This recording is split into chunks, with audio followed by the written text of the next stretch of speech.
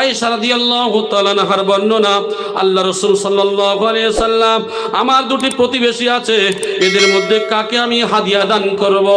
ওগো আল্লাহর রাসূল, আমার বাড়ির পাশে এমন করে মনে করুন আমার প্রতিবেশী অনেক আছে, এখন আমি কার কাছে হাদিয়া দেব?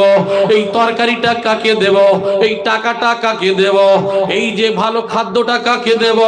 আল্লাহর নবী সাল্লাল্লাহু আলাইহি সাল্লাম বলছেন, উভয়ের মধ্যে যাদের ঘর, যাদের বাড়ি তোমার কাছাকাছি, তোমার হাদিয়াটা তাদের কাছে দিও। যদি দেওয়ার ক্ষমতা থাকে তাহলে সবারে দিও, আর যদি না দেওয়ার ক্ষমতা থাকে তাহলে তোমার বাড়ির পাশে তাকেই দিও। এখন শ্বশুর বাড়ি একই গ্রামে, শ্বশুর বাড়ি এখান থেকে 10টা বাড়ি পার, আর বাপের বাড়িটা রয়েছে সামনে। বাপ মাকে না দেখিয়ে খালেদা বেগম কাপড়ের মধ্যে করে মাল লুকিয়ে নিয়ে বাপের বাড়ি যায়। আমার ভাই জানেরা, আল্লাহর নবী জানিয়ে দিল, জিজ্ঞাসা করা হলো, ইয়া রাসূলুল্লাহ, ইয়া হাবিবাল্লাহ, হুজুর হাদিয়া কোন জায়গায় দেব? আল্লাহর নবী বলল, 2টা বাড়ির মধ্যে যে বাড়িটা তোমার কাছে ওই বাড়িকে তুমি হাদিয়া দিও। আর একটু জোরে বলি সুবহানাল্লাহ। ও আমার ভাই জানেরা, আনা আবি যার রাদিয়াল্লাহু তাআলা قال رسول الله صلى الله عليه وسلم يا أبا ذر إذا طبخت مرقة فأكثر معها وتعاهد جيرانك। হযরত আবু যর রাদিয়াল্লাহু তাআলার বর্ণনা, রাসূলুল্লাহ সাল্লাল্লাহু আলাইহি ওয়াসাল্লাম বলছেন, হে আবু যর, যখন তুমি তরকারি রান্না করবে তরকারির পানিটা একটু বেশি করে দিও। মানে তরকারির ঝোলটা একটু বেশি করে দেবে। কেন বললেন বুঝতে পারেননি এতক্ষণ ধরে? মেহমানের জন্য, নিজের পাশের ভাইয়ের জন্য। তোমার ক্ষমতা নাই, তোমার তরকারি লাগবে মনে করো 500 গ্রাম বা 1 কেজি লাগবে, 1 কেজির মধ্যে বরকত আসবে। রাসূল বললেন, আবু যর, ও আবু যর, একটু তরকারিতে পানি একটু ঝোল বেশি করো। একটু ঝোল বেশি করলে মাল তোমার কমবে না। 2 পিস আলু, 2 পিস মাংস দিয়ে একটু ঝোল বেশি করে দিলে, ওই বাটিটা পৌঁছে দিলে তোমার মেহমান বড় খুশি হয়ে যাবে। রাসূল বললেন, আবু যর, ও আবু যর, তোমার তরকারির মধ্যে একটু পানি বেশি করে দিও, কারণ একটা মেহমান খেতে পাবে। একটু জোরে বলেন সুবহানাল্লাহ। ভাইজানেরা, এই জন্য করে বলা হলো, কোন মানুষকে তোমরা তুচ্ছ মনে করো না। বিশেষ করে এই হাদিসের মধ্যে বলা হলো, তোমরা কোন প্রতিবেশীকে তুচ্ছ মনে করো না। এমনকি ছাগলের পায়ের খুর হলেও তাদের কাছে পাঠিয়ে দাও। তার মানে কি বোঝায়? গরিব মানুষ, তোমার বাড়িতে গোশ রান্না হচ্ছে, তুমি এখন কি করবে? নিহারি করবে। আমি উদাহরণ দিই, বা গোশ করবে, যাই করেন না কেন, এটা একটা উদাহরণ। সেইটা আপনি একদম হাড় বার করে ভালো করে পিষিয়ে মারছেন, আর আপনার পাশের লোক দাঁড়িয়ে দাঁড়িয়ে দেখছে, তার বাচ্চাগুলো দেখছে, তাদের 2-4 দিন, 2-4 মাস, 2-4 বছর, ওই বছরে একবার করে কুরবানির সময় গোশ পায়, এছাড়া গোশ জোটে না। আছে না নাই এমন মানুষ? কথা বলে। অনেক মানুষ আছে যারা এই দুঃখ করে। এই জন্য করে রাসূলের আদর্শ কি? যেটা তুমি দিতে পারবে সেটা তুমি দেখিয়ে খেও, যেটা দিতে পারবে না ওইটা এমন ভাবে খাবে, আর প্যাকেটটা এমন জায়গায় দেবে সে যেন টেরও না পায়। রাতের বেলা বিরিয়ানি এনেছে, 2 ভাই এক বাসাতে থাকে, 2 ভাইয়ের মধ্যে এক ভাই ভালো ইনকাম করে, 2-3 প্যাকেট বিরিয়ানি এনেছে, বিবি বাচ্চা দিয়ে খাবে। রাতের বেলা কি করছে? বার করে আস্তে আস্তে করে টেনে মারছে, আর পাশে থেকে সেন্ট, বিরিয়ানি সেন্ট আছে না নাই? পাশের তখন নিজের ভাই কই বলতো যে, মা মনে হয় বড়াব্বু এখানে মনে হয় একটা কিছু বিরিয়ানির মতন কেমন একটা। মা কি করে? মা সন্তানকে টেনে নিয়ে ঘরের ভিতরে ঢুকে দেয়। এমন কিছু ঘটে না? আমি উদাহরণ বিরিয়ানি দিচ্ছি, অন্য কিছু হয় না। এই জন্য করে জেনে রাখবেন, আপনার কমবে না একটুকুনি হলেও যদি দেন, ঠিক কি না? আরে এখান থেকে দেবেন, এখান থেকে মাল সাপ্লাই হয়ে যাবে, ঠিক কি না? সাপ্লাই হওয়ার আগে আপনার বরকত যদি নিতে চান, আপনি আপনার মেহমানকে সম্মান করুন, আপনার পাড়া প্রতিবেশীকে সম্মান করুন, ওই ব্যক্তিই তো মুমিন। জোরে বলেন সুবহানাল্লাহ। বলে যে আল্লাহ এবং পরকালের প্রতি বিশ্বাস করে। নম্বর 3 হলো সে কোনো ভালো কথা বলবে, আর না হলে সে চুপ থাকার চেষ্টা করবে। চুপ থাকাটাও একটা জ্ঞানী বুদ্ধি কাজ, ঠিক কিনা বলে? তাহলে আমার আপনার কি করতে হবে? আমরা এত ভালো কথা বলি, এত বেশি দোয়া করি, সন্ধ্যালিয়ার বাজারে চায়ের দোকানে বসে 2 বন্ধু গল্প করে, আর 3য় জন বন্ধু কি করেছে? বাজার করতে গেছে। যাওয়ার পরে, দোকানে যাওয়ার পরে 2 বন্ধু একজনের সম্পর্কে সমালোচনা করছে, ঠাট্টা গীবত গিল্লা করছে। এ মাঝখান থেকে কিছু শোনেনি, যাওয়ার পরে শুধু শুনেছে। ওই বলে, হ্যাঁ তুই যা বলেছিস ঠিক বলেছিস। বলে না, বলে না। 2 বন্ধু এক জায়গায় কথা বলে, ওরা তো সমালোচনা করছে, গুনার কাজ করছে, আর 3য় জন হিসাবে এগিয়ে বলছে, যা বলেছিস ঠিক বলেছিস। এই জন্য করে বলা হয়েছে ওই ব্যক্তি হলো বুদ্ধিমান, যার জীবকে, জিহ্বাকে সংযত করে। আল্লাহর নবীর কাছে বলা হলো, রাসূল গো, সব থেকে দামি জিনিস কোনটা? কোনটার হিফাজত করব? আল্লাহর নবী কয়েকটা বললেন, তার মধ্যে জিহ্বাটা টেনে ধরলেন। জিহ্বাটা কেন টেনে ধরলেন? সব থেকে বেশি গুনাহ করা এই জিহ্বা। এই জিহ্বা দ্বারা মানুষ অনেক কিছু বলে, কিন্তু আপনার দায়িত্ব ছিল বর্তমানে ঈমানকে বাঁচাতে গেলে তোমার জায়গাটা নির্দিষ্ট করে নিও। সুফি মুফতি আজান গাছি রহমাতুল্লাহি আলাইহি, সুফি মুয়াজ্জিন কিবলা রহমাতুল্লাহি আলাইহি কয়েকটা বলি, আল্লাহর দিকে লক্ষ্য করুন। আজকের সব কিছু ছেড়ে দিয়ে আমার আপনার বিশ্ব মানব জাতির কল্যাণের জন্য জীবন উৎসর্গ করে দিয়েছেন। আজকের আমরা বলি কোথায় আছে? আল্লাহর নবী তো সংসার করেছে, দ্বীনের প্রচার করেছে, তাহলে নবীর থেকে কি আজান গাছি বড় হয়ে গেল? ও ভাইজানেরা, আল্লাহর নবী, বিশ্ব নবী যতগুলি যুদ্ধে বার হয়েছেন, আল্লাহর নবী কি এই নিয়ত নিয়ে বার হয়েছিলেন যে আমি বাড়িতে আসব? আল্লাহর নবী বার হয়েছিলেন ওই নিয়ত নিয়ে যে আমার জীবনের হয়তো শেষ যাওয়া এটাই। সাহাবাদের জীবনের যাওয়াটা হলো শেষ যাওয়া, হলো এটাই। জীবনে কোনো নবী ও রাসূল, সাহাবাদের জীবনের ইতিহাস, তারা যে কোনো আল্লাহর জন্য যখন যে কোনো কাজে বার হয়েছেন, তাদের জীবনের শেষ সময় ছিল ওটাই।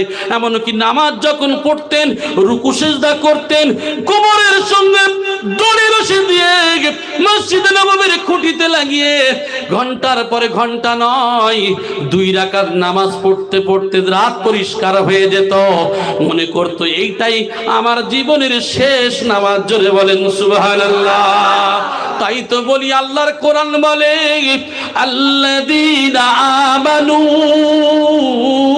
ওয়া গাজারু ওয়া জাহাদু ফি সাবিলিল্লাহি বিআমওয়ালিহিম ওয়া আনফুসিহিম আ'জাবু দারাজাতান ইনদাল্লাহি ওয়া উলাইকা হুমুল ফাইজুন। আল্লাযীনা আমানু, যারা ঈমান এনেছে, হাজারু হিজরত করেছে, জাহাদু প্রচেষ্টা করেছে, পরিশ্রম করেছে, ফি সাবিলিল্লাহ আল্লাহর রাস্তায়, বিআমওয়ালিহিম নিজেদের মাল ধন সম্পদকে আল্লাহর রাস্তায় বিলীন করে দিয়েছে, আনফুসিহিম নিজেদেরকে কুরবানি করে দিয়েছে, আ'জামু দারাজাতান ইনদাল্লাহ আমি আল্লাহ আমার নিকটে এরাই হলো সর্বোত্তম, উলাইকা হুমুল ফাইজুন এরাই হলো সফলকামী। জোরে বলেন সুবহানাল্লাহ। এই সমস্ত ওলি আল্লাহদের সম্পর্কে অনেক কথা আমরা বলি। নিজেরা বউ ছেড়ে যদি কলকাতায় 1 সপ্তাহ থাকে 50 বার ফোন মারে, মারে না বলে তুমি ঠিক আছো তো? হ্যাঁ, তুমি ঠিক আছো? আমার ভাই, কেমন ব্যক্তি যিনি আল্লাহর জন্য জীবন উৎসর্গ করেছেন বিশ্ব মানবের কল্যাণে। জোরে বলেন সুবহানাল্লাহ। আমার ভাই, তাদের নিয়ে সমালোচনা। কোরআনের দলিল দিলাম আমি, হাদিসে তো অনেক ইতিহাসে সম্পর্কে আছে, আমি সেদিকে যাচ্ছি না। তবে যে যে রাস্তায় বার হয়েছে, জীবন কুরবানি করেছে, আল্লাহ বলছে আমার কাছে এরাই হলো সর্বোত্তম, এরাই হলো সফলকামী। শুধু তাই নয়, এও বলেছেন তার পরের আয়াতে, এরাই হলো জান্নাতি। জোরে বলেন সুবহানাল্লাহ। আমি বলেছি যে এই দুইজন মানুষ যে গল্প করে, একজন গিয়ে কি করে, সে ঠাট্টা গিবত গিল্লাতে মুখ দেয়, মুখ দিয়ে সে গুনাহ করে বাড়ি চলে আসে। এই জন্য করে বর্তমান জামানায় ইমানকে টিকিয়ে রাখার জন্য যত পারবেন বাজারকে বর্জন করবেন, মসজিদকে আবাদ করবেন, কোন নির্জন জায়গায় একা একা বেছে নেবেন।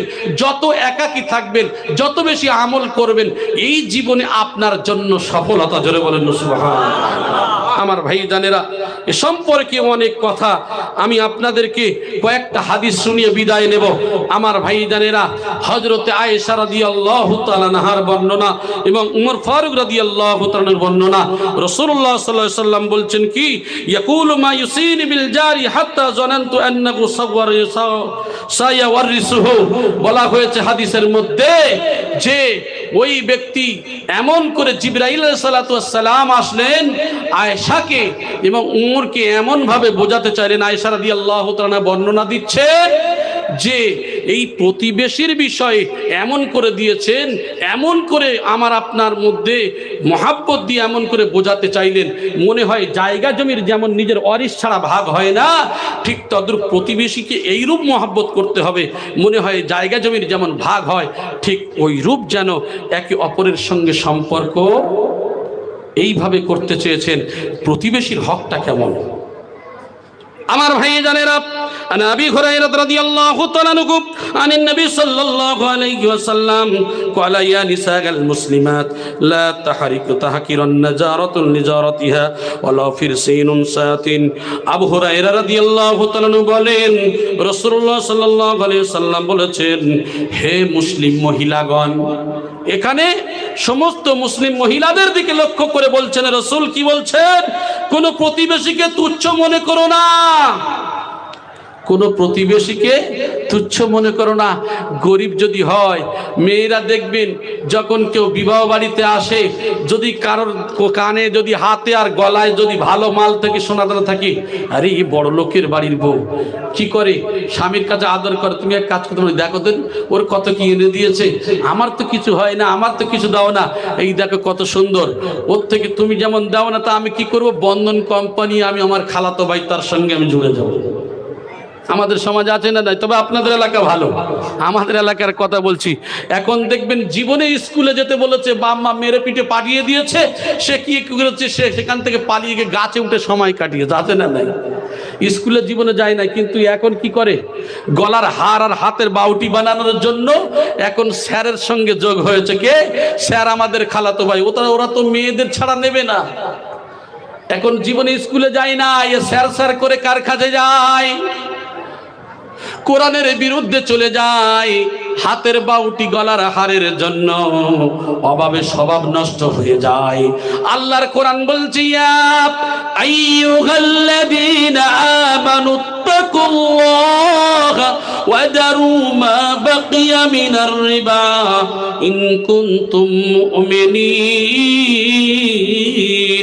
হে ঈমানদারগণ, হে বিশ্বাসীগণ, আমি আল্লাহ, আমারে যদি ভয় করো তাহলে কি করো, যার কাছে যতটুকু সুদ আছে ছেড়ে দাও।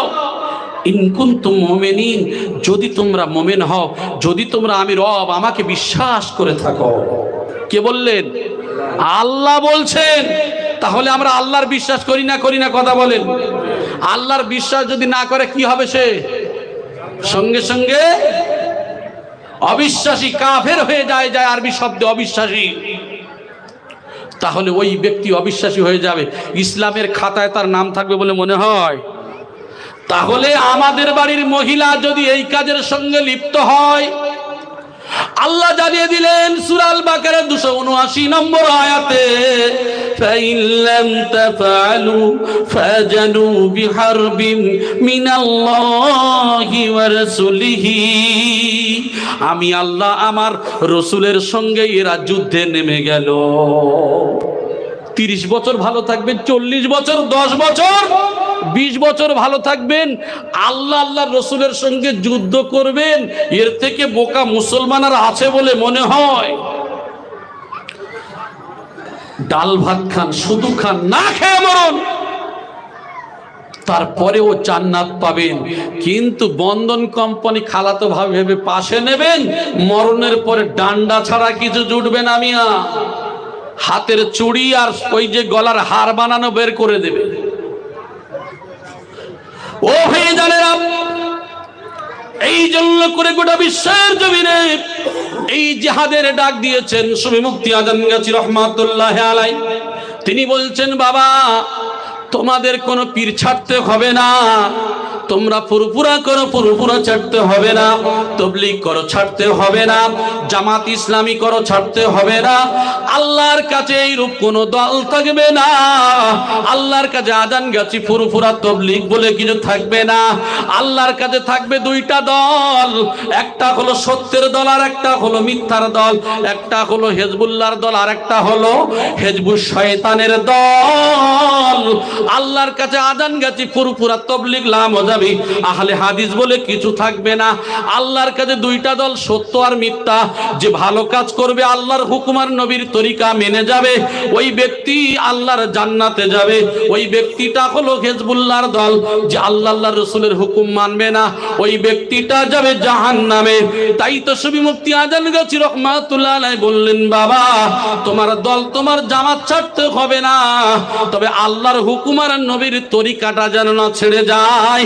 এই দুইটা দল যদি, এই দুইটা রাস্তা যদি ধরতে পারো, তুমি ফুরফুরায় থাকো, আজান গাছি থাকো, তবলিগে থাকো, আহলে হাদিসে থাকো, বনে থাকো আর জঙ্গলে থাকো, আমার আল্লাহ ছাঁটাই ও বাছাই করে করে একটাই দল বানাবেন, তার নাম হলো হেজবুল্লাহ। আমরা তো ফেসবুকে উঠে শুধু গালি আর মারামারি শুনি, মলি সাহেবদের গালাগালি, ওর বিরুদ্ধে বলে, ওর বিরুদ্ধে বলে, আর হাক্কানি আঞ্জুমান বলে বাবা কোনো দল তোমার ছাড়তে হবে না, আল্লাহর হুকুম আর নবীর তরিকার রুট দিয়ে চলো, গোটা পৃথিবীতে যে কামেল ওলি আল্লাহ হক সবার মানা হয়ে যাবে। যদি বলেন সুবহানাল্লাহ। আমাদের এই সমস্ত অভাব শুধু জ্ঞানের অভাব ছাড়া কিছু নয়। আমার ভাই জানেরা, এই জন্য করে আমি আপনাদেরকে বলবো যে হযরতে আবু হুরায়রা রাদিয়াল্লাহু তাআলা আনহুর বর্ণনা, রাসূলুল্লাহ সাল্লাল্লাহু আলাইহি ওয়াসাল্লাম বললেন, হে মুসলিম মহিলাগণ, এই মুসলিম মহিলাগণ কারা? বন্ধনের সঙ্গে যুক্ত থাকবে তারা নাকি? এরা তো মুসলিম হতে পারে না। কারণটা কি? শুধু লা ইলাহা ইল্লাল্লাহ কলেমা পড়ে নিয়েছে। এখানে আমি একটা উদাহরণ দিয়ে থাকি। এখন ছেলে বিবাহ করতে গেছে, মেয়ের সঙ্গে ছেলের বিবাহ, বলা হলো মা অমুক জায়গার ছেলের সঙ্গে তুমি কি কবুল আছো? মেয়ে কি বলে?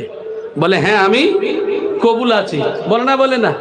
তা বলে নাকি ও মা তুমি ওই বাড়িতে যাবে, তোমার বাসন মাজতে হবে, তুমি কবুল আছো? ও মা তুমি ওই বাড়িতে যাবে, তোমার পেটের যে বাচ্চা আসবে ওই বাচ্চার দুধ দিতে হবে, তুমি কবুল আছো? তুমি ওই বাড়িতে যাবে, উঠান ঝাঁট দেবে, তুমি কবুল আছো? এগুলো বলে নাকি কি আপনাদের দেশে? বলে নাকি? তাহলে কি বলে? আলহামদুলিল্লাহ আমি কবুল আছি। এই কবুল আছি বলেছে মানে সংসারের দায়িত্ব, মানে জীবন থেকে নিয়ে শেষ মরণ পর্যন্ত সব দায়িত্ব, স্বামীর বাড়ির দায়িত্ব ওর পড়ে যায়, ঠিক কি না? এটাই এখন ওর বাড়ি। ও মা তুমি যে লা ইলাহা ইল্লাল্লাহু মুহাম্মাদুর রাসূলুল্লাহ সাল্লাল্লাহু আলাইহি সাল্লাম এই কলেমা পড়েছো মানে সারা শরীয়তের হুকুম করে বলা হলো, হে মুসলিম মহিলাগণ কি করবে? কোনো প্রতিবেশীকে তুচ্ছ মনে করবে না। যেটা মহিলাদের মধ্যে সব থেকে হিংসা বেশি। কেমন হিংসা জানেন তো? এখন অপারেশন হয়েছে অন্য বুবুর, এক ধনী লোক এখন 5,000 টাকা বলেছে তুই নে, পরে সরে গেলে আমার দিস। 5,000 টাকা সাহায্য করেছে। এখন 2-4 বছর পরে অপারেশন করে এসে 2-4 বছর পরে কোনো একটা কারণে ঝগড়া হয়েছে। কিরে আব্দুল্লাহ রহমান তুই ভুলে গেছিস, তোর 5,000 টাকা দিয়েছিলাম তুই ভুলে গেছিস? বলে না? বলে না? আরে দিয়ে খোঁটা দেয় না? দেয় না? এ সম্পর্কে আরো হাদিস বার হয়ে যাবে, আমার সময় নেই, আমি যাচ্ছি না। ওই ব্যক্তি জাহান্নামে যাবে যে কোনো সাহায্য করে খোঁটা দেয়। আকুন ওয়ালা কাম্মারুন ওয়ালা মান্নানুন, এরাই জাহান্নামে যাবে। তার মধ্যে হলো খোঁটা দানকারী। ও ভাই জানেরা, তাই বলা হয়েছে তোমার পাশের বাড়ির গরিব, সে তোমার বাড়িতে এসেছে, একজন সুন্দর সুন্দর সেজে এসেছে, আর একজন কি করেছে তার কিছুই নাই, তার দিকে কেউ তাকায় না। স্বামীর কাছে যখন যায় এরা সুন্দর করে সাজে না, বাইরে যখন যায় এরা সুন্দর করে সাজে আছে না নাই? ও আমার বাড়ি আপনার বাড়ি সবার বাড়ি একে আছে না নাই? এই জন্য করে বলেছি, মানুষ যদি জানতো কাল কিয়ামতের ময়দানে এদের হিসাব দিতে হবে, সেই দিন কিন্তু আমার আপনার সবার হিসাব দিতে হবে। ও ভাই জানেরা, সেই দিন আমাদের পরিস্থিতি কি হবে? আমার ভাই জানেরা, এই জন্য করে বলা হলো কোন মানুষকে তোমরা তুচ্ছ মনে করো না। বিশেষ করে এই হাদিসের মধ্যে বলা হলো তোমরা কোন প্রতিবেশীকে তুচ্ছ মনে করো না, এমনকি ছাগলের পায়ের খুর হলেও তাদের কাছে পাঠিয়ে দাও। তার মানে কি বোঝায়? গরিব মানুষ, তোমার বাড়িতে গোশ রান্না হচ্ছে, তুমি এখন কি করবে? নিহারি করবে, আমি উদাহরণ দিই, বা গোশ করবে, যাই করেন না কেন, এটা একটা উদাহরণ। সেইটা আপনি একদম হাড় বার করে ভালো করে পিষিয়ে মারছেন, আর আপনার পাশের লোক দাঁড়িয়ে দাঁড়িয়ে দেখছে, তার বাচ্চাগুলো দেখছে, তাদের 2-4 দিন 2-4 মাস 2-4 বছর, ওই বছরে একবার করে কুরবানির সময় গোশ পায়, এছাড়া গোশ ছোটে না। আছে না নাই এমন মানুষ? কথা বলে। অনেক মানুষ আছে যারা এই দুঃখ করে। এই জন্য করে রাসূলের আদর্শ কি? যেটা তুমি দিতে পারবে সেটা তুমি দেখিয়ে খেও, যেটা দিতে পারবে না ওইটা এমন ভাবে খাবে, আর প্যাকেটটা এমন জায়গায় দেবে সে যেন টেরও না পায়। রাতের বেলা বিরিয়ানি এনেছে, 2 ভাই এক বাসাতে থাকে, 2 ভাইয়ের মধ্যে এক ভাই ভালো ইনকাম করে, 2-3 প্যাকেট বিরিয়ানি এনেছে, বিবি বাচ্চা দিয়ে খাবে। রাতের বেলা কি করছে? বার করে আস্তে আস্তে করে টেনে মারছে, আর পাশে থেকে সেন্ট, বিরিয়ানি সেন্ট আছে না নাই? পাশের তখন নিজের ভাই কয়ে করতো যে মা, মনে হয় বড়াব্বু এখানে মনে হয় একটা কিছু বিরিয়ানির মতন কেমন একটা। মা কি করে? মা সন্তানকে টেনে নিয়ে ঘরের ভিতরে ঢুকে দেয়। এমন কিছু ঘটে না? ঘটে না? আমি উদাহরণ বিরিয়ানি দিচ্ছি, অন্য কিছু হয় না, হয় না। এই জন্য করে জেনে রাখবেন, আপনার কমবে না, একটুকুনি হলেও যদি দেন, ঠিক কি না? আরে এখান থেকে দেবেন, এখান থেকে মাল সাপ্লাই হয়ে যাবে, ঠিক কি না? সাপ্লাই হওয়ার আগে আপনার বরকত যদি নিতে চান, আপনি আপনার মেহমানকে সম্মান করুন, আপনার পাড়া প্রতিবেশীকে সম্মান করুন, ওই ব্যক্তিই তো মুমিন। জোরে বলেন সুবহানাল্লাহ। আমার ভাই জানেরা, এই জন্য করে অন্য হাদিসের মধ্যে উল্লেখ করা হয়েছে, আনা আয়েশা রাদিয়াল্লাহু তাআলা আনহা কুলতু ইয়া রাসূলুল্লাহ ইন্না লি জারাইনি ফা ইলা আইয়ুহুমা আহাদি ক্বালা ইলা আকরাবিহিমা মিনকা বাবান। আয়েশা রাদিয়াল্লাহু তাআলা আনহার বর্ণনা, আল্লাহ রাসূল সাল্লাল্লাহু আলাইহি সাল্লাম, আমার 2টি প্রতিবেশী আছে, এদের মধ্যে কাকে আমি হাদিয়া দান করব? ওগো আল্লাহর রাসূল, আমার বাড়ির পাশে এমন করে মনে করুন আমার প্রতিবেশী অনেক আছে, এখন আমি কার কাছে হাদিয়া দেব? এই তরকারিটা কাকে দেব? এই টাকাটা কাকে দেব? এই যে ভালো খাদ্যটা কাকে দেব? আল্লাহর নবী সাল্লাল্লাহু আলাইহি সাল্লাম বলছেন, উভয়ের মধ্যে যাদের ঘর, যাদের বাড়ি তোমার কাছাকাছি, তোমার হাদিয়াটা তাদের কাছে দিও। যদি দেওয়ার ক্ষমতা থাকে তাহলে সবারে দিও, আর যদি না দেওয়ার ক্ষমতা থাকে তাহলে তোমার বাড়ির পাশে তাকেই দিও। এখন শ্বশুর বাড়ি একই গ্রামে, শ্বশুর বাড়ি এখান থেকে 10টা বাড়ি পার, আর বাপের বাড়িটা রয়েছে সামনে। বাপ মাকে না দেখিয়ে খালেদা বেগম কাপড়ের মধ্যে করে মাল লুকিয়ে নিয়ে বাপের বাড়ি যায়। আমার ভাই জানেরা, আল্লাহর নবী জানিয়ে দিল। জিজ্ঞাসা করা হলো, ইয়া রাসূলুল্লাহ, ইয়া হাবিবাল্লাহ, হুজুর হাদিয়া কোন জায়গায় দেব? আল্লাহর নবী বলল, দুইটা বাড়ির মধ্যে যে বাড়িটা তোমার কাছে ওই বাড়িকে তুমি হাদিয়া দিও। আর একটু জোরে বলি সুবহানাল্লাহ। ও আমার ভাই জানেরা, আনা আবি যার রাদিয়াল্লাহু তাআলা قال رسول الله صلى الله عليه وسلم يا أبا ذر إذا طبخت مرقة فأكثر ماءها وتعاهد جيرانك। হযরত আবু যর রাদিয়াল্লাহু তাআলার বর্ণনা, রাসূলুল্লাহ সাল্লাল্লাহু আলাইহি ওয়াসাল্লাম বলছেন, হে আবু যর, যখন তুমি তরকারি রান্না করবে তরকারির পানিটা একটু বেশি করে দিও। মানে তরকারির ঝোলটা একটু বেশি করে দেবে। কেন বললেন বুঝতে পারেননি এতক্ষণ ধরে? মেহমানের জন্য, নিজের পাশের ভাইয়ের জন্য। তোমার ক্ষমতা নাই, তোমার তরকারি লাগবে মনে করো 500 গ্রাম বা 1 কেজি লাগবে, 1 কেজির মধ্যে বরকত আসবে।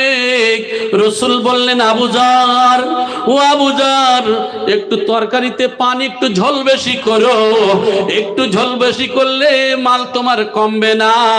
2 পিস আলু 2 পিস মাংস দিয়ে একটু ঝোল বেশি করে দিলে, ওই বাটিটা পৌঁছে দিলে তোমার মেহমান বড় খুশি হয়ে যাবে। রাসূল বললেন, আবু যর, ও আবু যর, তোমার তরকারির মধ্যে একটু পানি বেশি করে দিও, কারণ একটা মেহমান খেতে পাবে। একটু জোরে বলেন সুবহানাল্লাহ। ও ভাই জানেরা, যে আবু যর সম্পর্কে আপনারা শুনেছেন, ওই আবু যর যখন হযরতে মা ফাতিমা মারা যায়, মা ফাতিমা যখন ইন্তিকাল করেন, কবর কি বলেছিলেন, কবর রে তুমি বিয়াদবি করো না, শেরে খোদা আলীর বিবিকে তোমার মধ্যে দেয়া হবে। হে কবর, তুমি সাবধান হয়ে যাও, তুমি বিয়াদবি করবে না। ও কবর, তোমার মধ্যে হযরতে ইমাম হাসান ইমাম হুসাইনের মাকে দেয়া হবে। ও কবর, তুমি বিয়াদবি করবে না, তোমার মধ্যে দ্বীনের নবী মুহাম্মদ রাসূলুল্লাহ সাল্লাল্লাহু আলাইহি ওয়াসাল্লামের বেটিকে দেয়া হবে। ওই কবরের জবান খুলে গেল, আবু যর রে, আমি কবর কাউকে ছাড়বো না, যত শেরে খোদা আলীর বিবি হোক না কেন, ইমাম হাসান হুসাইনের মা হোক না কেন, দ্বীনের নবী মুহাম্মদ রাসূলুল্লাহ সাল্লাল্লাহু আলাইহি ওয়াসাল্লামের বেটি হোক না কেন, আমি কবর যার না আমল নামা ভালো দেখব, যার আমলটা ভালো দেখব, তাকে ছাড়া আমি কাউকে ছাড়ি না।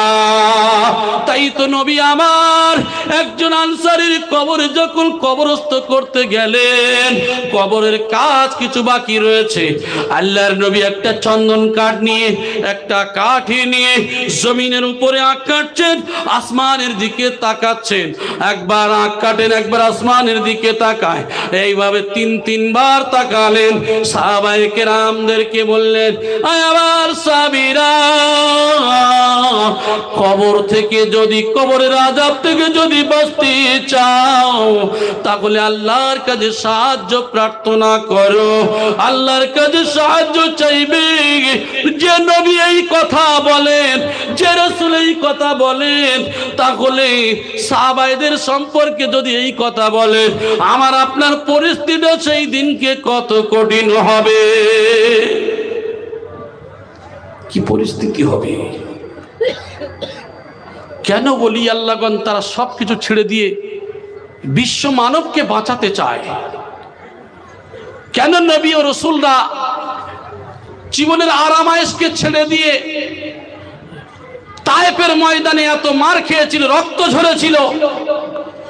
আমার ভাই, অনেক ইতিহাস, তার কারণ হলো এটাই, তাদের জীবন কুরবানি করেছিল, উৎসর্গ করেছিল। তার একটাই কারণ, আমার উম্মতে মুহাম্মাদি, আমার উম্মতের উপায় কি হবে, জোরে বলেন সুবহানাল্লাহ। উম্মতের উপায় কি হবে, সেই নায়েবি রাসূল তিনিও ডাক দিচ্ছে, গুনাহগার এই সমস্ত আমার মুরিদ মুতাকিন যারা রয়েছে, বিশ্ব মুসলিম এদের কি হবে, গোটা বিশ্বের মানব জাতির কি হবে? তাই তো তিনি দোয়া চাইলেন, ইলাহি রহমত জ্যাদা কর কিয়ামত তক तमाम আলম পর। ওগো আল্লাহ, গোটা পৃথিবীতে যত সৃষ্টি রয়েছে, যত সৃষ্টি জীব রয়েছে, যার উপরে যতটা করুণা রয়েছে, যতটা দয়া রয়েছে, ওগো আল্লাহ আরো বাড়িয়ে দেন। জোরে বলেন সুবহানাল্লাহ। তাই তো তিনি বললেন, বাবা যদি বাঁচতে হয় রিজকে হালাল খাবে, জীবনে যত কষ্ট হোক না কেন ও বাবা রিজকে হালাল খাবে। আর হালাল রুজি না খেলে অন্তর চক্ষু বন্ধ হয়ে যাবে। এক লোকমা যদি হারাম খাও 40 দিনের ইবাদত বরবাদ হবে। আর কত লোকমা গুনে তো খেলে না, এই শরীর জাহান্নামে যাবে, তা তুমি কি টের পাবে না বলো? অবশ্যই টের পাবে। আল্লাহর নবী তাও জানিয়ে দিল, ইয়াতি আলান নাস জামানুন, আমার উম্মতের সম্মুখে এমন একটা জামানা আসবে, এমন একটা সময় আসবে, লা ইউবালিল মারউ মা খাজা মিনহু, সেদিন মানুষ পরোয়া করবে না কি উপায়ে সে উপার্জন করবে, আমিনাল হালালি আমিনাল হারাম, সে হালাল উপার্জন করবে না হারাম উপার্জন করবে, বিচার থাকবে না। আসে না নাই কথা বলে? যাই করি কবরে যেতে হবে না? হবে না? কবরে যেতে হবে।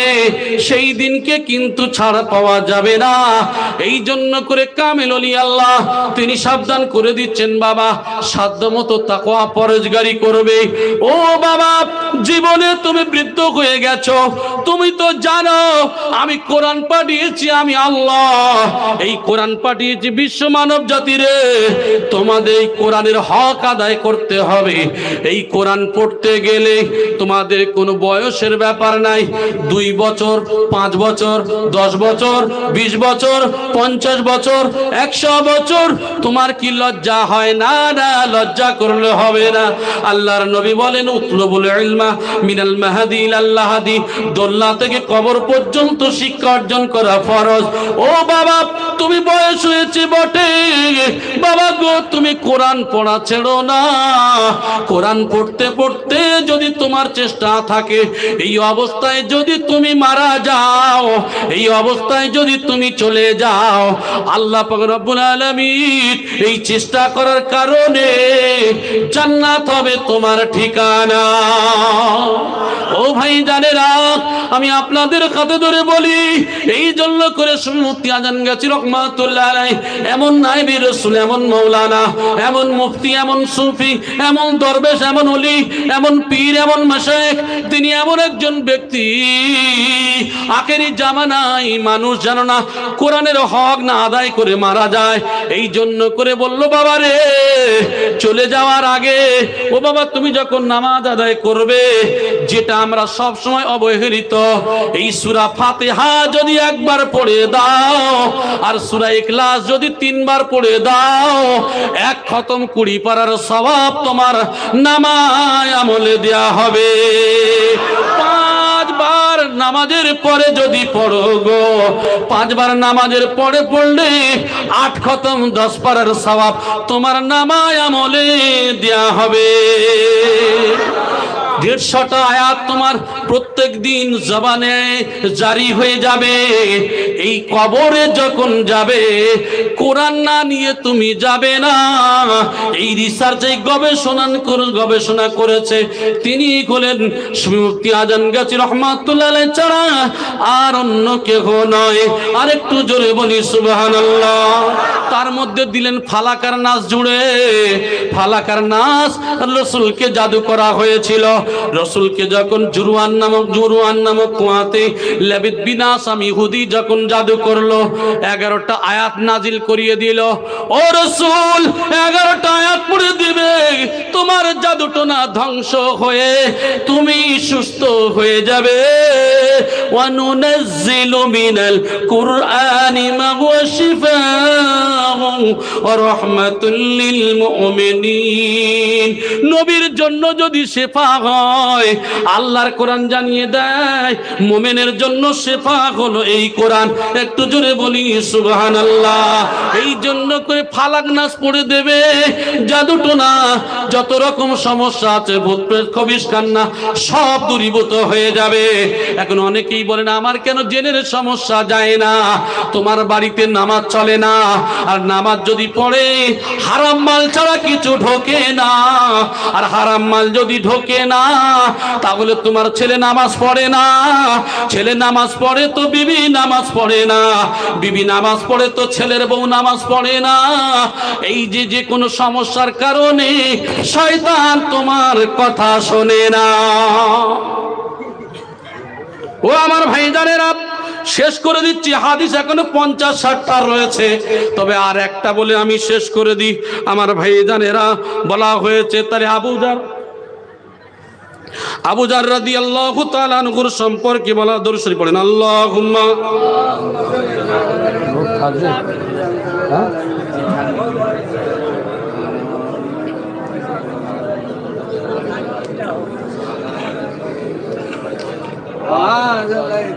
এখন 15 মিনিট বাড়াতে বলেছে। আপনাদের পেট ঠিক আছে তো? পেট যদি ঠিক থাকে তাহলে ঠিক হবে, না হলে মাল যা দেবেন সব ফাঁকা হয়ে যাবে। বুঝতে পেরেছেন? ঠিক কিনা বলেন? 45 মিনিট শিক্ষক ক্লাস করেন। ক্লাস করলে কি হবে? অনেক ছাত্র শোনে, অনেক ছাত্রর মন অন্যদিকে চলে যায়। কিন্তু প্রেমের গল্প, সিনেমার গল্প যদি এগুলি হয়, তখন দেখবেন ঠিক ঢোকে না। এক মনে দেখে, বাপ দেখে, বেটিও দেখে। ন্যাংটা মহিলার নাচ বাপও দেখে, মাও দেখে, মেয়েও দেখে। আছে না নাই? এ শুকনো হারামখোর আমাদের দেশে আছে না নাই? আমার ভাই, এ সব লিপিবদ্ধ হচ্ছে যে বাপ বেটি মিলে সব দেখেছে। আছে না নাই সমস্যা? তবে আপনাদের এলাকায় এই সমস্ত কাজ হয় না, আমাদের কথা বলছে। আমার ভাই জানেরা, হযরতে আবু যর রাদিয়াল্লাহু তাআলা আনহুকে বলা হলো, হে আবু যর, তুমি এক কাজ করবে বাবা। ও আবু যর, তুমি একটু তরকারিতে ঝোল একটু বেশি করে দেবে, কারণ তোমার প্রতিবেশীর বাড়িতে ঝোল দিয়ে একটু তরকারিটা তুমি পাঠিয়ে দিও। ও আমার সোনার ভাইরা, এই জন্য করে আপনাদেরকে বলি, গরিব হলেও, অনাথ সহায় হলেও একজন গরিব মানুষের মনটা অনেক বড়। এমন গরিব মানুষ আছে যাদের মনটা এত বড়, নিজের বাড়িতে নাই, না কে যদি কোনো ফকির মিসকিন আসে, ওই ফকির মিসকিনকে ডেকে বসে খাওয়ায় না। ধনী মানুষের বাড়িতে গোশ রান্না হয়েছে, একজন ভিখারি ঢুকে বলছে, বাবা তোমার বাড়িতে আমি কিছু খাবো। বাড়িওয়ালা চিন্তা করছে সর্বনাশ করেছে, বাড়িতে গোশ হয়েছে, ভিখারি জানলো কেমন করে? চিন্তা করছে, বলছে ও এক কাজ করো, মুখ বেঁকিয়ে বলছে ওই বাড়ি গেলে ভালো হয়। ও ভাই জানেরা, এদিকে বলে আমি নামাজি, আমি মুত্তাকি, আমি পরেজগার, কোনো কাজে আসবে না গো যদি আমার আপনার জীবনে রাসূলুল্লাহর তরিকা না মানা হয়। আল্লাহর নবী সাহাবাদেরকে নবী আমার তাই জানিয়ে দিয়েছেন। হযরতে আবু হুরায়রা রাদিয়াল্লাহু তাআলা বর্ণনা একটা শোনাই। আবু হুরায়রা রাদিয়াল্লাহু তাআলা আন্না রাসূলুল্লাহ সাল্লাল্লাহু আলাইহি ওয়াসাল্লাম قال لا يمنع أحدكم جاره أن يغرز خشبة في جداره। আবু হুরায়রা রাদিয়াল্লাহু তাআলা বলেন, রাসূলুল্লাহ সাল্লাল্লাহু আলাইহি ওয়াসাল্লাম বলেছেন, এক প্রতিবেশী যেন অপর প্রতিবেশীকে দেয়ালের সাথে খুঁটি গাঁথতে নিষেধ না করে। ভাই এখন একসঙ্গে ঘর হবে, বউ ঝগড়া করে বলছে, এই দেখো, বলে কি? বলে তোমার ভাই না যেন এই দেয়ালের সঙ্গে দেয়াল লাগায়। দেয়ালের সঙ্গে দেয়াল লাগালে কি হয়? মনে করুন পাকা ঘর করছে, 2 কামরা ঘর হলে একটা দেয়ালে মাঝখানে হয় না কথা বলে। কিন্তু অক্সিজেন এমন দিয়েছে, ভাই বলছে এই তুই এক কাজ কর, তোর জন্য তুই আলাদা কর, বাকি থাকবে 1 হাত কি 2 হাত, ওই জায়গাটা কোনো কাজ আসবে বলে মনে হয়? বরণ আমার ভাইয়েরা, যদি এক দেয়ালে দুইটা ঘর হতো, আর একটু জায়গা সাইডে বার হয়ে যেত, ওই জায়গায় আল্লাহর রহমত নেমে আসতো, ঠিক কিনা? আমার ভাই জানেরা, তাই বলা হলো তোমার প্রতিবেশী যদি গ্রামের যদি কোনো ভাই হয়, 1 বিঘা জায়গার জন্য 1 হাত জায়গার জন্য বিবাদ করো না। 1 হাত জায়গার জন্য আলিপুর কোর্টে গিয়ে কেস করে দিয়ে কি করে, এই যে কেস চলতে শুরু হয়ে গেল, এ ছোট একদিন ও ছোট একদিন, ছুটতে ছুটতে 1 হাতের থেকে 50,000 টাকা বার হয়ে গেল, সমাধান হলো না। ও ভাই জানেরা, শয়তান চক্রান্ত করে মামলা ঢুকিয়ে দিল। আর পার্টির নেতা, আমি দায়িত্বে আছি, আমার কাছে এসলো একজন, এসে বলছে ভাই এই সমস্যা আমার কাকা করছে, বলে তুই এক কাজ কর, ওর নামে কেস করে দে। আবার ও পরে যখন এসেছে বলছে ভাই আমার ভাইপোই করছে, বলে এক কাজ কর, তুই ওর নামে কেস করে দে। বড় হারামখোরকে জি, এই আমার মতো নেতা যদি হয়, আজকের এরও দিলাম কেস, ওরেও দিলাম কেস।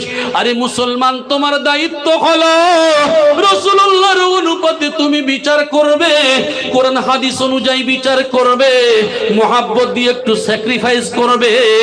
1 হাত জায়গা যদি ছেড়ে দাও, জান্নাতে তোমার জন্য 1 হাত জায়গা আমার আল্লাহ আরো বেশি বাড়িয়ে দেবে।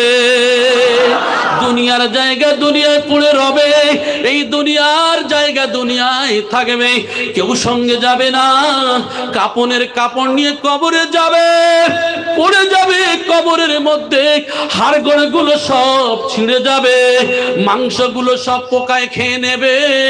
সেই দিন কি তোমার শরীরে থাকবে না কোনো নখ, থাকবে না কোনো রক্ত মাংস।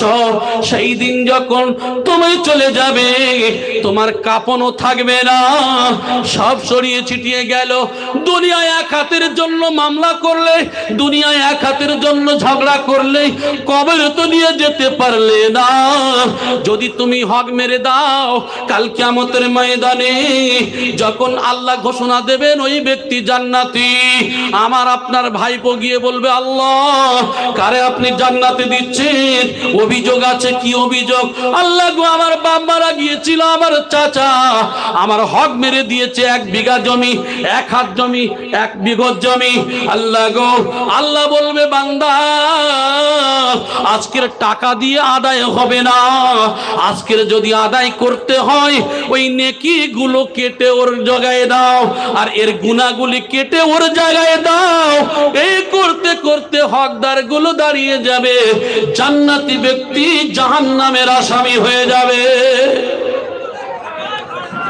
মানুষ যদি একটু জানতো, মানুষ যদি একটু বুঝতো, মানুষ যদি একটু ফিকির করতো, রে ভাই 1 বিঘা জায়গার জন্য ঝগড়া করতো নাই। তাই আমাদের মুফতি আদমগাছি রহমাতুল্লাহ আলাইহি 4র্থ খলিফা হযরতে মাস্টার সাহেব দামাত বরকাতুহুম মাদাজুল আলিয়া, তিনি বারবার এই কথা বলেন, ও বাবা সামান্য জায়গার জন্য তুমি ঝগড়া করো না। ফাইদা নুফিকা ফিসসূর ফাইদা হুম মিনাল আজদাসি ইলা রাব্বিহিম ইয়ানসিলুন। সেই দিনকে সিংহায় যখন ফুঁক দেওয়া হবে, সেই দিনকে কবর থেকে হযরতে আদম থেকে নিয়ে উম্মতে মুহাম্মাদি পর্যন্ত সবার হাড় মাংস এক জায়গায় হয়ে যাবে। সবাই দৌড়াতে থাকবে, হুপাতান উরাতান গুরলা, ন্যাংটা অবস্থায়, উলঙ্গ অবস্থায়, শরীরে কাপড় থাকবে না। সেই দিনকে হাসরের ময়দানে উপস্থিত হবে, তোলা হবে, মুখ করে বধির করে অন্ধ করে তোলা হবে। ونحشرهم يوم القيامة على وجوههم عميا بكما ثم مأواهم جهنم كلما خابت زدناهم سعيرا। সেই দিনকে তোমার তোলা হবে, মুখ বধির অন্ধ করে তোলা হবে। সেই দিনকে বলবে আল্লাহ আমি তো ছিলাম চোখলা, আমার কেন অন্ধ বানানো হলো? আমার চোখ তো ছিল, অন্ধ বানানো হলো। বলে দুনিয়ায় তোমার চোখ ছিল, ওই চোখ দিয়ে তুমি দেখো নাই, তুমি কান দিয়ে সঠিক দেখো না, শোনো নাই, অন্তর দিয়ে অনুধাবন করো নাই, এই জন্য করে তোমার জায়গাটা বড় কঠিন। আজকের তোমার এই অবস্থা করে তোলার কারণ হলো তুমি সঠিকভাবে সবকিছু দেখো নাই। আজকের তোমার কি হবে বলো? সেই দিনকে আমার আপনার কেউ বাঁচাতে পারবে না। ভাই থাকবে একসঙ্গে চলবে, ওই ভাই এক জায়গায় থাকবে, আর এক ভাই আর এক জায়গায়, বলবে ও বড় ভাই আমি বিপদে পড়েছি ভাই একটু সাহায্য করো, বলবে অর্ডার নাই অর্ডার নাই। সেই দিন কিন্তু অর্ডার থাকবে না। কেন? ভাই সঙ্গে ভাই তুমি এক দেয়ালে কি করতে দাও নাই, এক দেয়ালে তুমি দেয়াল তুলতে দাও নাই, এক খুঁটিতে খুঁটিতে দাও নাই। তোমার বিবির কথা তুমি শুনেছিলে, বিবির কথা তখনই শুনবে কথাটা যদি ভালো হয়, আর কথাটা যদি না যায় হারাম হয়, ওই বিবির কথা শোনা যাবে না। বিবি যদি বলে চলো ভাই চলো চা স্বামী একটু সিনেমা দেখতে যাই, বলবে না যাব না। যদি বলা যায় কোনো ভালো কথা, সেইগুলি শোনার আদেশ আছে। যদি কোনো হারাম না যায় কাজ বলে, ওই বিবি যদি বাপের বাড়িতে চলে যায়, যদি সংসার ছেড়ে দেয়, তারপরেও আপনি ছেড়ে দেবেন, তবু না যায় হারাম কাজের সঙ্গে যুক্ত হওয়া যাবে না। এরকম অনেক ইতিহাসে রয়েছে।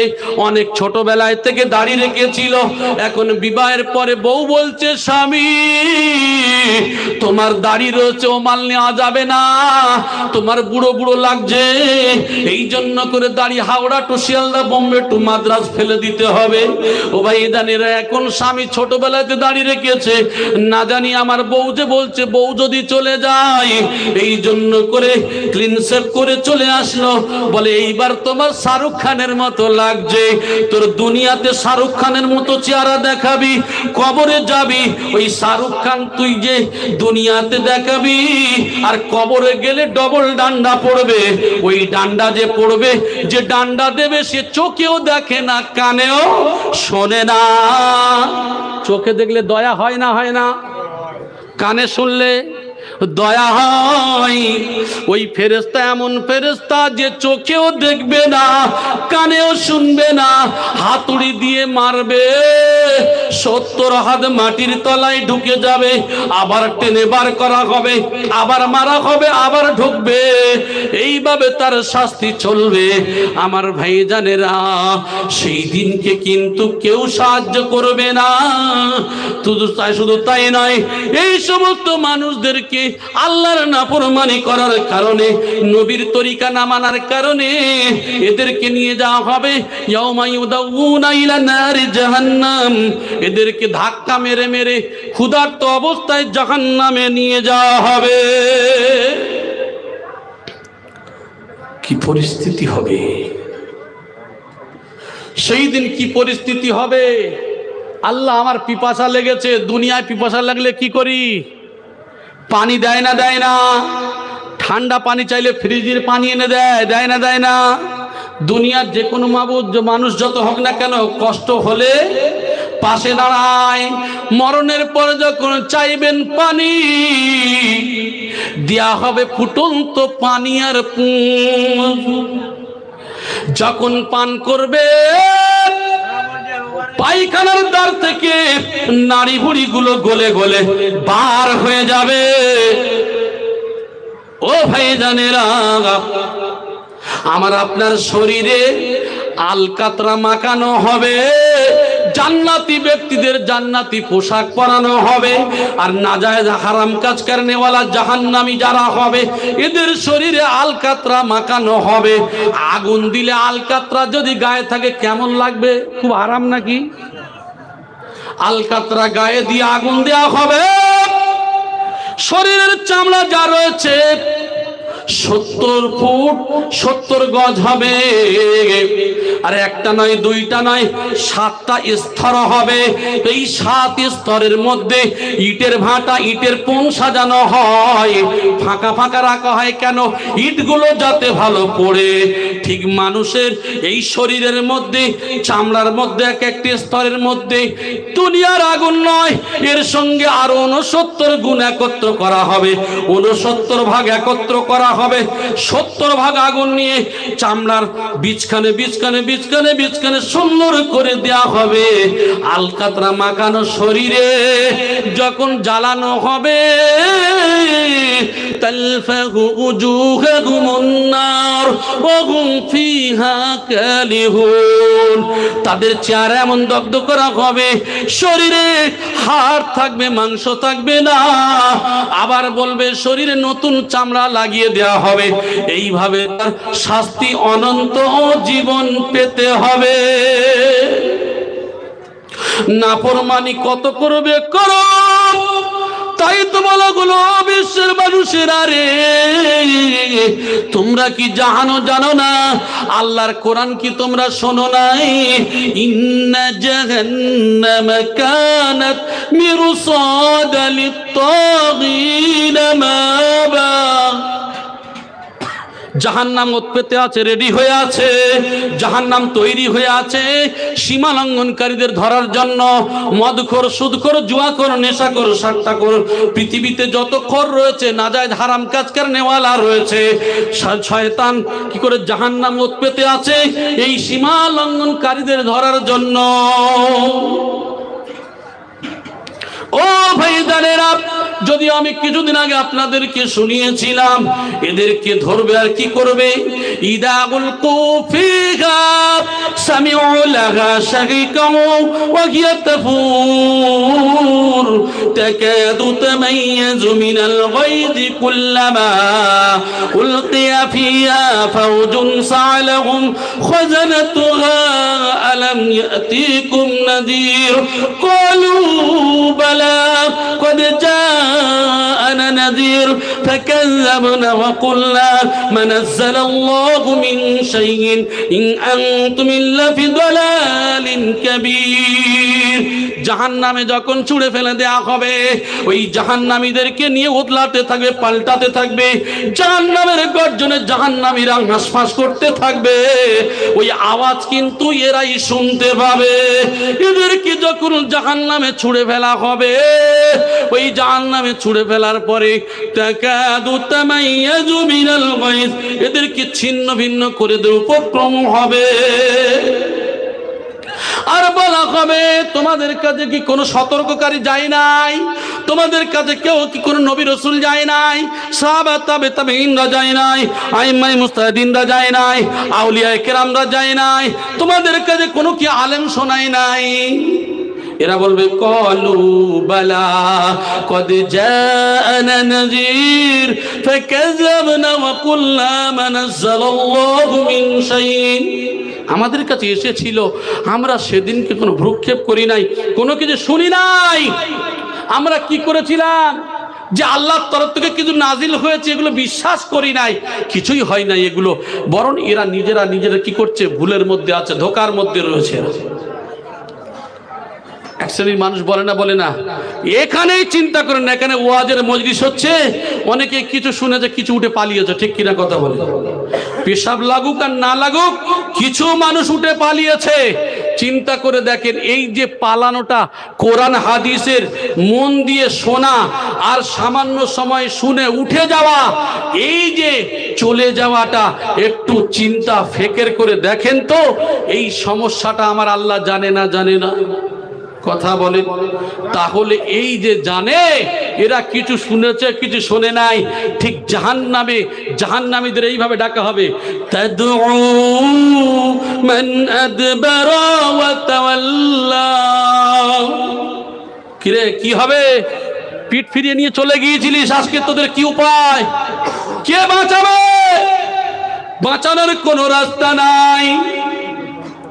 আমার ভাইজানের সম্পর্কে অনেক কথা, তাহলে বাঁচানোর কোনো রাস্তা থাকবে না, কেউ বাঁচাতে আসবে না।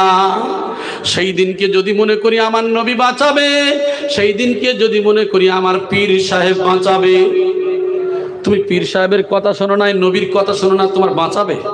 হ্যাঁ, ওলি আল্লাহর কথা শোনো নাই, তোমার বাঁচিয়ে নেবে? নবীর কথা সারা জীবন 60-70 বছর সময় গেল, জীবনে কোনোদিন শোনো নাই, তুমি বেঁচে যাবে? সেদিনকে উম্মত বলে ছেড়ে দেবে কি তাই দেখেন। আবার ভাই, সেই দিনকে বাঁচার কোনো রাস্তা থাকবে না। এই জন্য করে আমাদের প্রত্যেকের আল্লাহর ভয় নিতে হবে, আল্লাহর হুকুমার নবীর তরিকা অনুযায়ী চলতে হবে। জীবনে যত কষ্ট আসুক না কেন আমরা চলবো তো ইনশাআল্লাহ। যে যতটুকু পারবেন চেষ্টা করবেন। মানুষ যদি চেষ্টা করে পারবে না এমন কোনো কিছু আছে নাকি? নেশা করতে হয়, নিষেধ করা আছে, মানুষ বলে না, করে না, করে না। চুরি করাটা খারাপ কাজ, যে চোর সে জানে, কিন্তু চুরিটা আল্লাহর নিষেধ, রসুলের নিষেধ। মানুষ, ভালো মানুষ নিষেধ করে, সেও জানে নিষেধ, তারপরে চুরি বলতে হয় না, করে না, করে না। দুনিয়াতে যেগুলি নিষেধ সেগুলো মানুষের বলতে হয় না, কিন্তু যেগুলো আদেশ আছে সেগুলি মানুষ করে না। এবারে বোঝেন আল্লাহ কেন রেগে যাবেন আর কেন জাহান্নামে দেবেন। মানুষ শখ করে 50,000 টাকার মোবাইল কিনেছে, কতটা রেগে গেলে আছাড় মেরে ভেঙে দেয় চিন্তা করে দেখেন। বউয়ের সঙ্গে এমন ঝগড়া হয়েছে, রাগে 50,000 টাকার মোবাইল দিয়েছে, দেয় না, দেয় না? আচ্ছা, রাগটা কত চরম শিখরে চলে যাওয়ার পরে মোবাইলটা ভাঙে, বুঝতে পারছেন? যারা রাগ করে এমন কাজ করেছেন, মোবাইল নয়, বাড়িতে আলমারি, ড্রেসিং টেবিল ভাঙে না, ভাঙে না? হ্যাঁ, ওই অন্তত খাটের সানসারা নিয়ে, খাটের যে ডান্ডা নিয়ে, ওটা খুলেও বউয়ের মারে, বা রাগে বউয়ের যদি না মারতে পারে অন্তত মাটিতে মেরে ভেঙে দেয় না, দেয় না? আমার ভাই, শখের জিনিস তখনই ভাঙে রাগ যখন চরম শিখরে পৌঁছায়। আল্লাহ মানুষকে সৃষ্টি করেছে, লাকাদ খালাকনাল ইনসানা ফি আহসানি তাকবীম। মানুষকে ঠিক ওইরূপ সৃষ্টি করেছে, মুহাব্বতে, রহমতের হাত দিয়ে আল্লাহ সৃষ্টি করেছেন। মানুষকে বড় দয়া করে সৃষ্টি করেছেন। ওই মানুষের উপরে আল্লাহ কতটা রেগে গেলে জাহান্নামে দেবেন একটু ভেবে দেখবেন। আমার ভাই, যাই হোক, প্রতিবেশীর হক সম্পর্কে আল্লাহ যদি তৌফিক দেয় আবার অন্য সময় আলোচনা রাখবো ইনশাআল্লাহ। আমি কয়েকটা হাদিস থেকে কিছু কথা রেখেছি, কোরআন থেকে কিছু কথা রেখেছি। আমরা ইনশাআল্লাহ প্রত্যেকেই চেষ্টা করব পাড়া প্রতিবেশী, আজকের আমি আপনি যদি চলে যাই, পাড়া প্রতিবেশী যদি আমার উপরে ক্ষিপ্ত থাকে, এই মানুষটা এমন ছিল, বলে না, বলে না? আরে মাঠে ঘাটে গেলেই মানুষ যদি খারাপ হয় তার সম্পর্কে সমালোচনা করে না, করে না? আমার ভাই, এই জন্য করে দুনিয়ায় আপনি চলে যাওয়ার পরে মানুষ যদি আপনাকে নিয়ে দুঃখ করে, দুর্দশায়, দেখবেন এই মানুষটা কত ভালো ছিল। কত মানুষ তারা কান্নাকাটা করে, কত মানুষ আপনার নিয়ে গবেষণা করে যে মানুষটা কত ভালো ছিল, চলে গেল। বলা হয়েছে এই মানুষের সম্পর্কে যদি কয়েকজন যদি ভালো বলে, তার সম্পর্কে যদি সবাই খুশি হয়, আমার আল্লাহ খুশি হয় না, হয় না? আর একটা মানুষ এত ভালো কাজ করে চলে গেছে, বললাম যে এ এসেছে, আমি বললাম কেস কর, ও এসেছে, আমি বললাম কেস কর, এইরাম মাল যদি হয়, মরে যাওয়ার পরে বলবে এ ঠিক হয়েছে, নেই বলে এর কবরে গেলে কি হয় বুঝতে পারি, বলে না, বলে না? রাগের ঠেলায় অনেক কিছু বলে। তাই জীবন তোমার থাকতে তুমি কি করে পরিবর্তন হও, মানুষকে ভালোবাসো, মানুষের ভালোবাসাই হলো সব থেকে বড় ধর্ম। এই জন্য করে কামিল মুর্শিদ সৈয়দ আজানগাছি রহমাতুল্লাহ আলাইহি বলেছেন যে বাবা, তোমরা কি করবে, পৃথিবীর সমস্ত সৃষ্টি জীবকে ভালোবাসবে, হ্যাঁ, বিশ্ব মানব কল্যাণ করবে, বিনা কাজায় 5 ওয়াক্ত নামাজ আদায় করবে, কোরআনের ছোট্ট ওজিফা আমল করবে, কোরআনকে অর্থ বুঝে পড়বে, রিজকে হালাল খাবে, তাকওয়া পরহেজগারি সাধ্যমতো যতটা পারবে করবে, একে অপরের মহব্বত রাখবে, ভালোবাসা রাখবে, সামান্য জায়গার জন্য ঝগড়া বিবাদ করবে না। এই যে এক একটা উপদেশ দেন, এইগুলি যদি আমরা মেনে নিতে পারি, আলহামদুলিল্লাহ, আমাদের যে শত্রু ছিল সে আমাদের মিত্র হয়ে যাবে। এই যে আমল যেন আল্লাহ প্রত্যেকের করার তৌফিক দান করেন, বলি আমিন সুম্মা আমিন। ভাষার মধ্যে, বলার মধ্যে যদি কোনো বিয়াদবি হয় আল্লাহর ওয়াস্তে ক্ষমা করবেন। ও আখিরু দাওয়ানা আনিল হামদুলিল্লাহি রাব্বিল আলামিন। দরুদ শরীফ পড়েন, আল্লাহুম্মা